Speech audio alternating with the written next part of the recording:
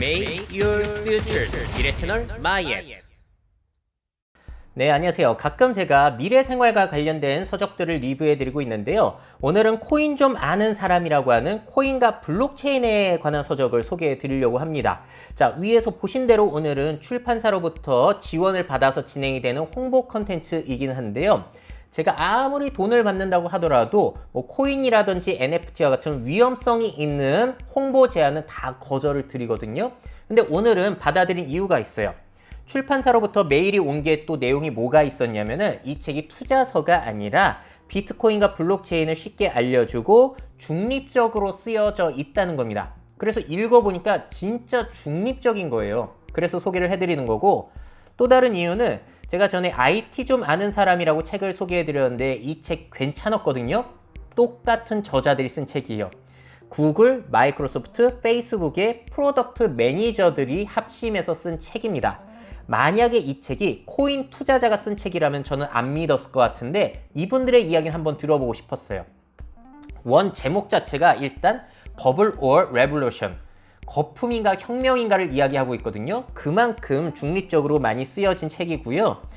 내용을 보시게 되면 코인, 블록체인의 설명뿐만이 아니라 장점과 단점, 그래서 결국에는 거품인가 혁신인가 이런 이야기로 마무리되는 책입니다.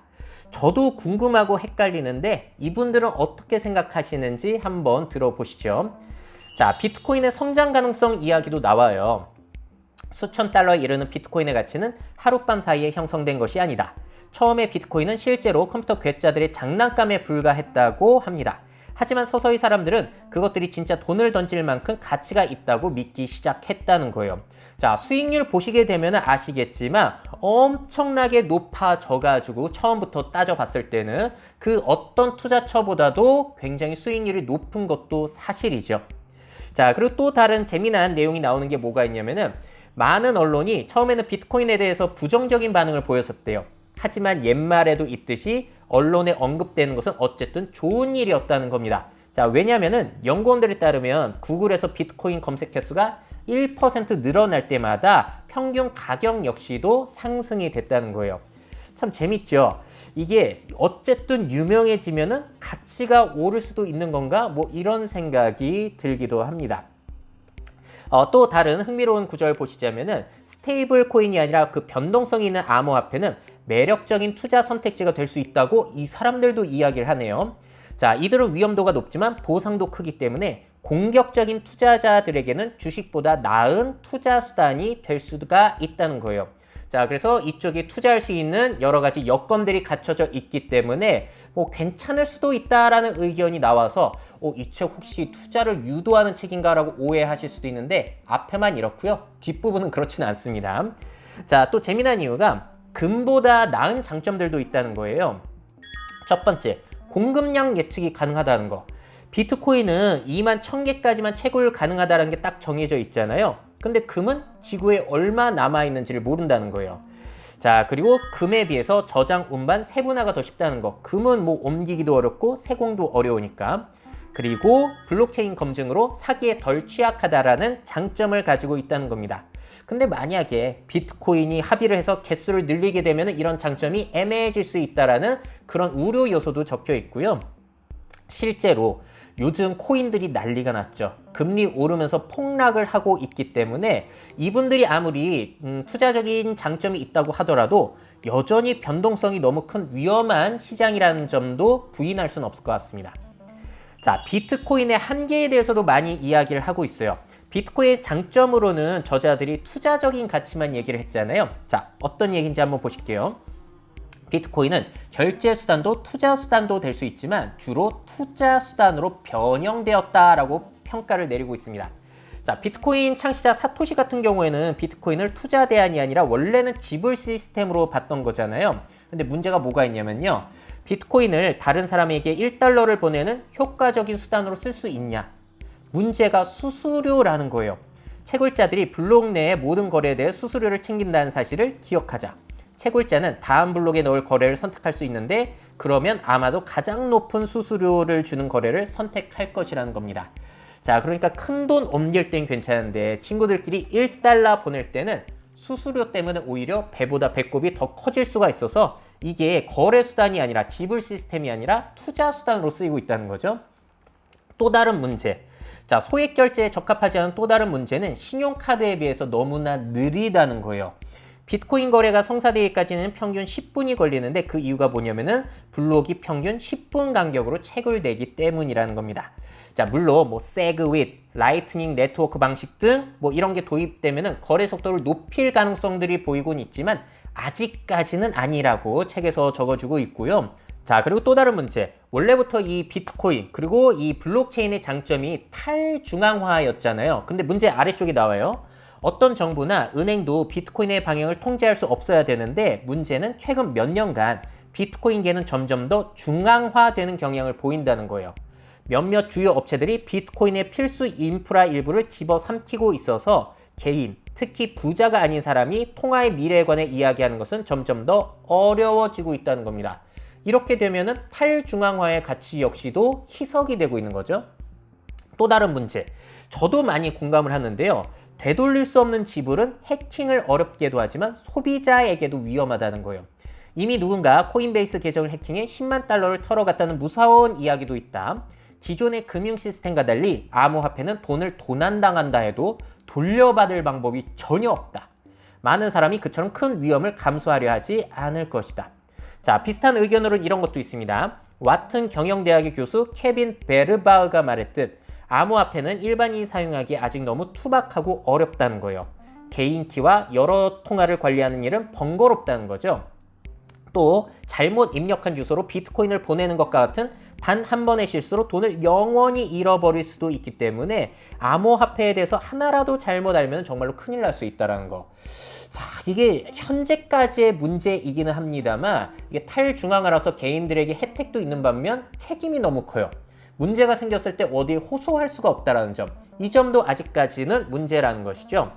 자, 그래서 저자들은 투자적으로는 가치가 있지만 거래 수단으로서는 문제가 있다는 얘기를 하는데 워렌 버핏은 또 다른 생각이잖아요. 워렌 버핏은 아예 투자적인 가치도 없다라고 생각을 하고 있어요. 왜냐하면 전혀 내재적인 가치, 생산을 뭔가를 실제적으로 하지 않기 때문이라고 합니다. 그래서 저자의 의견과 또 다른 의견도 이렇게 있기는 해요. 자, 그 다음에 블록체인의 설명 내용 중에서 저는 흥미롭게 읽은 부분이 공공 블록체인과 전용 블록체인의 차이예요. 이거 구별하는 게 저는 굉장히 중요하다고 보거든요. 예를 들어서 월마트에서 블록체인 도입한다. 그럼 월마트가 코인 사업하는 건가? 이렇게 느끼실 수도 있겠지만 이거는 공공 블록체인일까요? 전용 블록체인일까요? 자, 정답은 전용 블록체인입니다. 자, 책에선 이렇게 얘기를 합니다. 블록체인의 미래에 관해 생각할 때는 전용 블록체인과 공공 블록체인을 구분지어 생각하는 게 좋다는 거예요. 이들은 각기 다른 목적과 다른 과제를 갖고 있기 때문에. 자, 암호화폐는요. 공공 블록체인을 기반으로 하므로 여기에서 새로운 알트코인은 공공 블록체인에 포함됩니다. 자, 그러니까 코인 같은 경우에는 이 전용 블록체인이 아니라 공공 블록체인에 붙는 거예요. 반면에 전용 블록체인은 조직이 제어하는 프로세스를 통해 높은 수준으로 정보와 상품의 흐름을 최적화할 수 있도록 돕는 게 전용 블록체인입니다. 자, 그러니까 누구나 참여 가능하고 검증 가능한 탈중앙화 블록체인, 그리고 코인이 붙는 게 공공 블록체인이고요. 자, 그리고 전용, 프라이빗 블록체인 같은 경우에는 코인과 같은 보상이 없어도 돼요.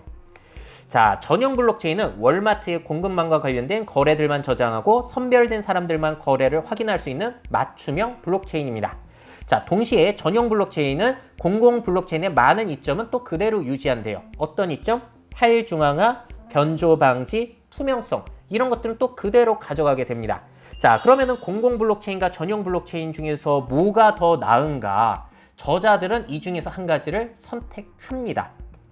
자, 전용 블록체인은 지금까지 비교적 훌륭한 성과를 냈대요. 공급망, 천산소, 로열티 지불 등에서 변화가 있었다는 거죠. 반면에 공공 블록체인은 내세울 만한 주요 성과가 암호화폐가 유일하다는 겁니다. 코인 붙이는 거.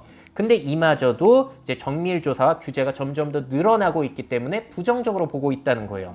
자, 그리고 다음 부분은 제가 여러분들에게 꼭 말씀을 드리고 싶었던 부분인데 책에도 나와 있더라고요. 블록체인 그 자체만으로는 많은 공공 블록체인 앱들이 원하는 방식대로 사회를 재편할 수 없다는 거.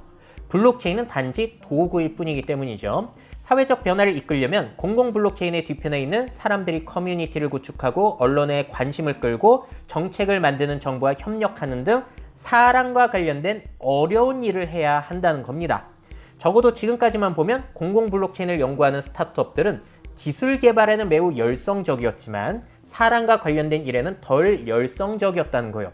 이러한 이유로 우리는 사람 문제를 다룰 필요가 없는 전용 블록체인을 더욱 낙관적으로 전망한다는 겁니다. 제가 보기에도 이 블록체인을 이용한 투표, 부동산 관리 이런 게 어려운 게 이 이유 때문이에요. 탈중앙화가 된다는 것은 다수가 참여를 해야 된다는 것이고 이해관계 조율, 방식 통일 같은 게 또 어려워진다는 이야기가 되거든요. 그래서 저는 아무리 머리를 굴리고 시뮬레이션을 굴려보더라도 자, 이 블록체인을 이용해서 투표를 해볼까? 그럼 여기서 막히고 이건 어떤 방식으로 해야 되지? 다 막히거든요. 근데 일부 뭐 블록체인 전문가라는 사람들이 나와가지고 미래에는 뭐 부동산이라든지 학위증명서가 다 블록체인으로 대체될 것이다. 너무 쉽게 이야기를 하고 있다는 점 저는 상당히 우려를 하고 있었습니다. 근데 이 책에서도 그 부분을 짚어주더라고요. 자, 그래서 결론적으로 이 블록체인과 비트코인 거품인가 혁명인가 뭐라고 판단을 내릴까요? 자, 지금까지 살펴보았듯이 그 대답은 암호화폐는 거품이다 혹은 암호화폐는 혁명이다 보다는 좀 더 복잡하대요. 블록체인과 암호화폐 그리고 그와 관련된 기술들은 많은 사람이 생각하듯 무정부 상태가 아니라 완전히 효율화를 통해 세상을 바꿔놓을 것이래요. 이들은 엄청난 영향을 미치겠지만 그 기술을 만든 사람들이 의도한 식으로는 아닐 것이라고 합니다. 사토시가 생각한 진정한 탈중앙화가 아니라 분산 저장, 투명성, 변조 방지의 장점을 살려서 이용될 것이라는 게 저자의 의견이에요.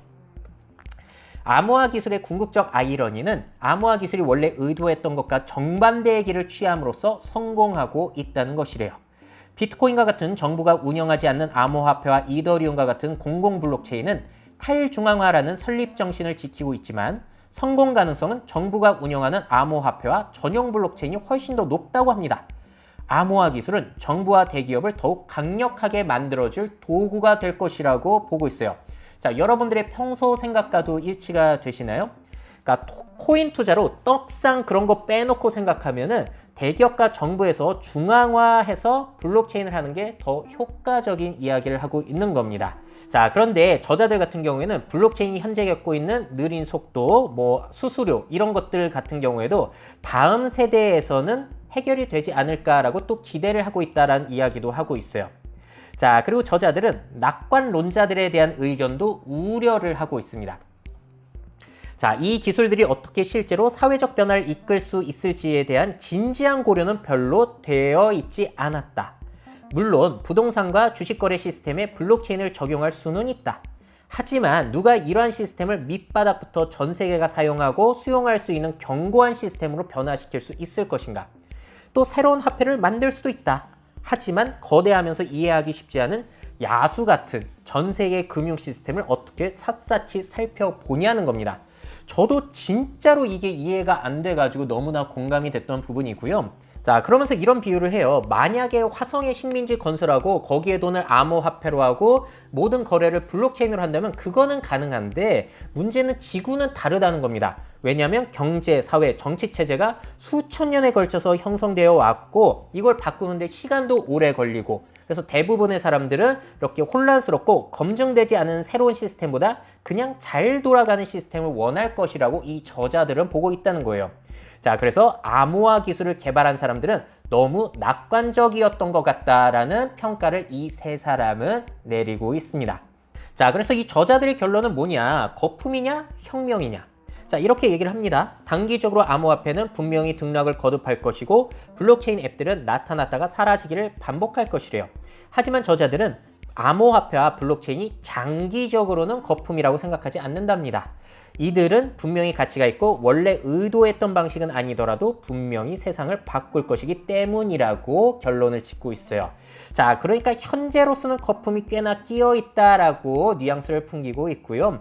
앞으로 바꾸기는 할 텐데 구체적으로 세상을 어떻게 바꿀지는 한번 지켜봐야 되는 부분인 것 같아요.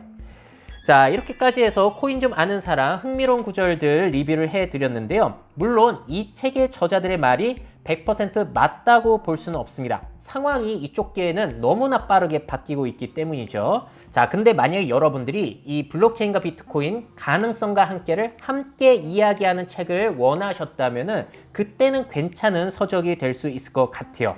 책을 읽어보면은 투자를 유도하는 그런 뉘앙스는 없습니다. 그래서 신뢰가 가는 책이었고, 투자적인 관점보다는 실제 유명 기업에서 일하는 사람들이 현실에 맞게 이걸 어떻게 적용할까, 그 고민한 흔적이 있어서 꽤나 괜찮은 책이었던 것 같습니다. 자, 그럼 관심 있으신 분들은 한번 읽어보시죠.